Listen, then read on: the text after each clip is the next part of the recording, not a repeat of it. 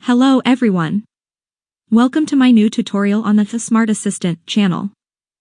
In this video, step by step, I'll show you how to add a shortcut to an Instagram profile on the home screen of your Android phone. If you have multiple Instagram profiles and you're tired of constantly entering the app to switch between them, now you can create a shortcut for any profile you have and directly access it.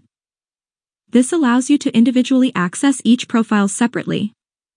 So if you're ready, let's get started. First, enter your Instagram profile. Now, in the bottom right corner of the screen, tap and hold on the profile until the menu appears. Then, tap and hold on the profile you want to add as a shortcut to the home screen. Next, tap on the Add option. Now, exit the Instagram app and go to the home screen. You'll see a shortcut for your selected profile with its picture and name. Now you can directly access the profile you chose. Very useful and simple. That's all for this video, guys.